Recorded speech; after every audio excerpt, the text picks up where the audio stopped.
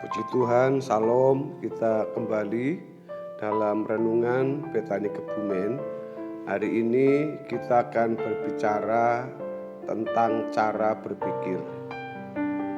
Bapak Ibu Saudara yang dikasihi oleh Tuhan Yesus, cara berpikir orang percaya berbeda dengan cara berpikir orang dunia. Hal yang pasti dipertanyakan kepada setiap kita adalah kelak kalau kita pulang atau dipanggil Tuhan akan kemana? Saudara, hidup beriman dalam Yesus Kristus berarti berpola pikir yang berbeda, sehingga bergaya hidup yang tidak sama dengan dunia. Dengan demikian orang percaya harus selalu mengalami proses pembaharuan pikiran.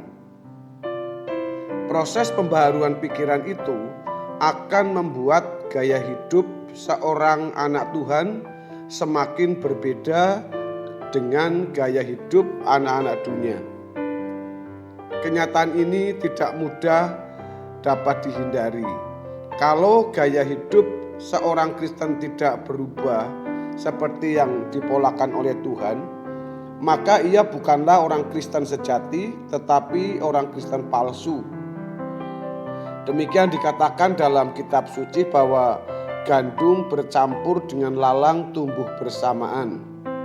Sekarang Tuhan tidak mengatakan atau tidak berbicara tentang pemisahan, tetapi nanti akhir zaman barulah Tuhan mengadakan pemisahan. Gaya hidup yang dipola oleh Tuhan adalah gaya hidup sesuai hidup dengan Injil Kerajaan Surga. Inilah yang Paulus maksudkan sebagai hidup yang berpadanan dengan Injil. Di dalam Filipi pasal 1 ayat yang ke-27, firman Tuhan mengatakan, hanya hendaklah hidupmu berpadanan dengan Injil Kristus, supaya apabila aku datang aku melihat, dan apabila aku tidak datang aku mendengar, bahwa kamu teguh berdiri dalam satu roh dan sehati sejiwa berjuang untuk iman yang timbul dari berita Injil. Saudara, kehidupan yang berpola Tuhan adalah kehidupan yang semakin seperti Yesus. Kehidupan seperti Yesus adalah kehidupan seseorang yang dalam hidup ini hanya melakukan kehendak Bapa, berperilaku mulia, hidup memperjuangkan pelayanan kerajaan Allah, pelebaran kerajaan Allah. Artinya bagaimana Injil bisa didengar oleh sebanyak mungkin orang dan mendewasakan mereka. Perubahan tersebut membuat seseorang tidak menemukan sahabat yang bisa sehati di luar orang percaya. Dengan demikian ia akan kesepian, sebab hidup manusia di sekitarnya makin berbeda dari apa yang dihayati atau dimengerti mengenai kehidupan. Kesepian seperti ini justru membuat kehidupan rohaninya semakin sehat, sebab ia dibawa kepada suatu kesadaran ada rongga kosong dalam dirinya yang tidak dapat diisi oleh siapapun dan apapun kecuali oleh Tuhan sendiri.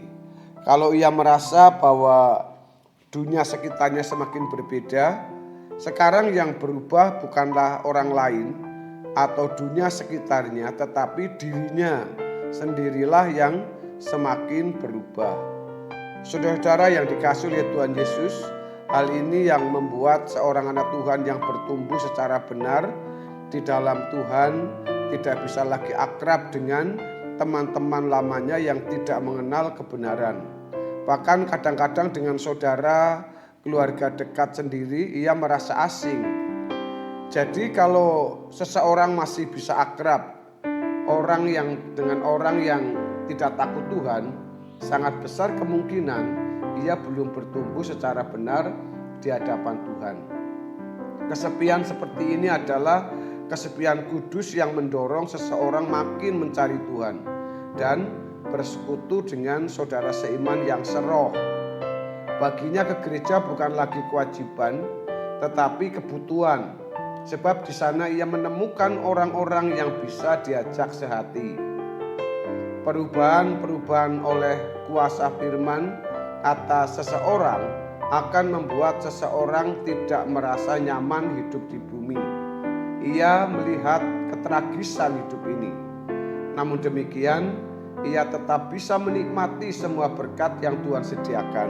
Selanjutnya, ia makin menghayati apa artinya bahwa dunia ini bukan rumahnya. Dunia ini adalah tempat persinggahan sementara. Inilah yang harus terus-menerus diajarkan kepada jemaat Tuhan, bahwa Tuhan memilih kita untuk meninggalkan dunia ini. Sama seperti Abraham meninggalkan Ur Kasdim. Apakah pola hidup ini membuat seseorang, anak Tuhan, nampak tidak wajar? Tuhan tidak mengajarkan kita hidup secara tidak wajar di mata manusia. Wajar dengan pengertian bahwa wajar dengan pengertian bahwa kita tidak kehilangan kemanusiaan, kita tetap masih menjalani hidup seperti manusia lain dalam bekerja mencari nafkah, makan, minum, menikah, menikmati alam, mengembangkan dan menikmati kreasi seni dan lain sebagainya. Mematangkan diri pada kita perlu supaya bukan hanya menyangkut masalah tindakan-tindakan lahiriah yang dianggap tidak bermoral, seperti tindakan-tindakan lahiriah yang dianggap tidak bermoral seperti membunuh, mencuri, menyakiti orang, dan banyak hal lain ya yang dikatakan dalam buah-buah kedagingan yang dilakukan oleh orang-orang yang tidak percaya. Tetapi juga kesediaan untuk mengubah tujuan dan motif hidup. Jadi yang paling dipersoalkan bukan buah semata-mata, tetapi akarnya. Dalam hal ini kita mengerti mengapa Paulus berkata bahwa akar segala kejahatan adalah cinta uang dalam 1 Timotius 6 ayat 10. Cinta uang adalah tradisi yang diturunkan orang tua kepada kita. Berkenaan dengan hal ini, Paulus menulis dalam 1 Korintus 15 ayat 33 yang mengatakan di sini sebab filosofi yang tentang berkat. Marilah kita makan dan minum sebab besok kita mati. Hal ini yang ditunjukkan Tuhan Yesus dalam Lukas pasal 12 ayat 16. Orang yang mengumpulkan harta bagi dirinya sendiri tetapi tidak kaya di hadapan Tuhan. Tidak kaya di hadapan Tuhan, kalimat hendak menyerukan kita agar kita kaya di dalam Tuhan. Untuk kaya di dalam Tuhan, kita harus mulai memiliki motif dan tujuan hidup yang benar. Motif dan tujuan hidup yang benar harus diajarkan terus-menerus di dalam gereja.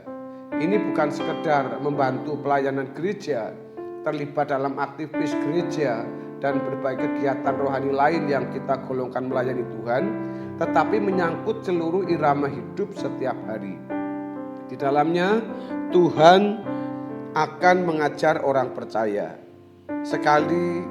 Setiap kali orang percaya berkumpul bersama dan membuka Alkitab, disitulah tujuan motivasi hidup yang benar diajarkan kepada kita.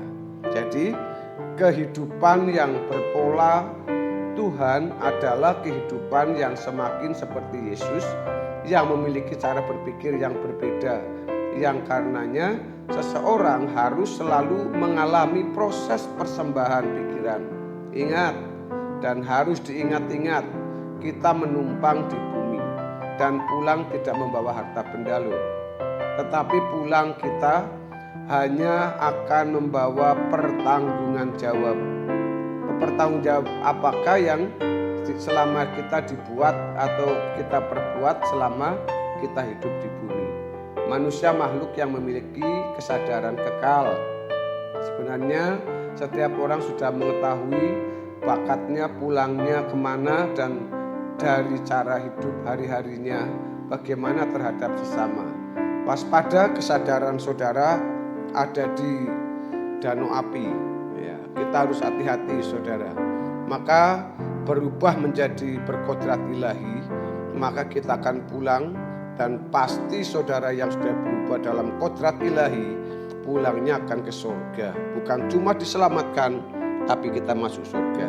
Saudara, kiranya kebenaran firman Tuhan hari ini memberkati Anda dan saya.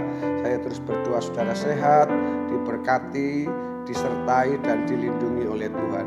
Tuhan Yesus memberkati. Haleluya. Amin.